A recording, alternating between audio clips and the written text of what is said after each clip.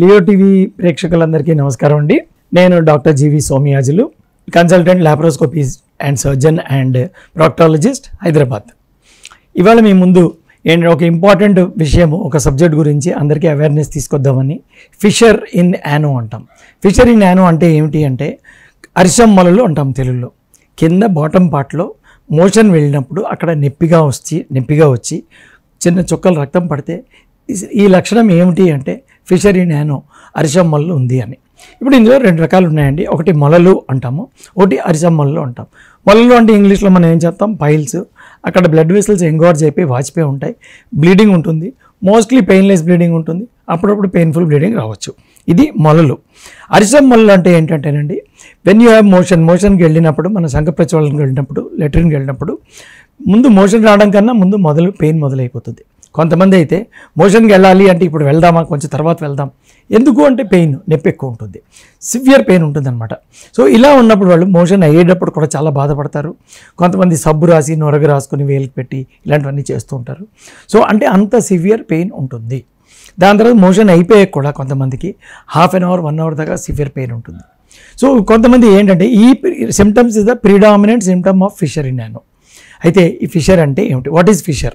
Fissure అంటే mucus membrane ఉంటుంది anal canal దగ్గర, నోటి దగ్గర, ముక్కు దగ్గర, అన్ని చోట్ల మనకి కింద బాటంలో కూడా మ్యూకస్ మెంబ్రెయిన్ లోపల తడిగా తేమ ఉంటుంది అక్కడ. అండ్ తర్వాత డ్రై స్కిన్, మ్యూకోక్యూటేనియస్ జంక్షన్, ఈ మ్యూకస్ మెంబ్రెయిన్ కింద యానల్ కెనాల్ తావు దగ్గర చిన్న పుండు కట్ అయిపోయి ఉంటుంది. It is a linear tear in the lower part of the anal canal, కింద టేర్ అయిపోయి ఇలా. అంటే ఇప్పుడు ఇంకోటి ఎగ్జాంపుల్ చెప్తాను చూడండి. ఒక అరటి పండు పట్టుకున్నాం, తొక్కను తీసి ఇలా ఒకటి తీసాం. ఈ బయట ఉన్నది దాన్ని స్కిన్ ట్యాగ్ అంటారు ఫిషర్కి, లోపల ఉన్నది పుండు మనకి కనపడుతుంది. So this is the simplest example we can give to a fissure. అరటి పండు ఎప్పుడైతే తొక్క తీసి ఇలా పెట్టామో అక్కడంతా బంకగా ఉంటుంది, అంటుకుంటుంది. లోపల ఏముంటుంది, అక్కడ నరాలు ఉంటాయి, బ్లడ్ వెసల్స్ ఉంటాయి. దానివల్ల పెయిన్, నరాల వల్ల, నర్వ్స్ వల్ల పెయిన్ ఎక్కువ ఉంటుంది, బ్లడ్ వెసల్స్ వల్ల బ్లీడింగ్ 1 చుక్క 2 చుక్కలు అవుతాయి. So much about this. కింద నుంచి పై దాకా డెంట్రేట్ లైన్ అని ఒకటి ఉంటుంది పైన, నెక్స్ట్ 2 ఇంచెస్ దాకాను. ఆ ఏరియా లోపల ఏమున్నా సరే అది నర్వ్స్, అక్కడ సొమాటిక్ నర్వ్స్ అంటే నొప్పి తలిగిన నరాలు ఉంటాయి కాబట్టి సివియర్ పెయిన్ ఉంటుంది. పెయిన్ వల్ల ఏమవుతుంది, ఇంకా కంట్రాక్ట్ అవుతుంది, రెక్టల్ క్యానల్ అనేది కంట్రాక్ట్ అవుతుంది. అప్పుడు మోషన్ వెళ్ళడం ఇంకా కష్టం. సో చిత్రహింసలు కొంతమంది పేషెంట్లు ఏమంటారంటే, సరే ఇన్ని 5 సంవత్సరాల నుంచి నేను ఎందుకు బాధపడ్డాను సార్ అని మా దగ్గరికి వచ్చి బాగైన వాళ్ళు చెప్తూ ఉంటారు.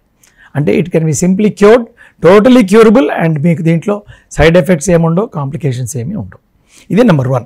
Number 2 point incidence. అంటే జనరల్ ఇప్పుడు మన ఎంతమందిలో ఏమిటి ఉంటుంది, ఇది మోస్ట్ కామన్లీ అండి లేడీస్లో ఎక్కువగా కామన్ ఉంటుంది. సెకండ్, ప్రెగ్నెన్సీ అయిన తర్వాత ఈ ఇంట్రా అబ్డోమినల్ ప్రెషర్ పెరిగిపోతుంది, కడుపుతో ప్రెషర్ పెరిగిపోతుంది.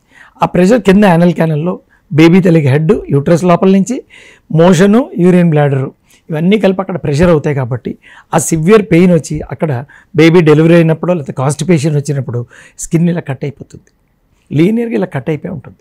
కట్ అయిపోతే నరాలు ఎక్స్పోజ్ అయిపోతాయి. So most commonly during and after pregnancy.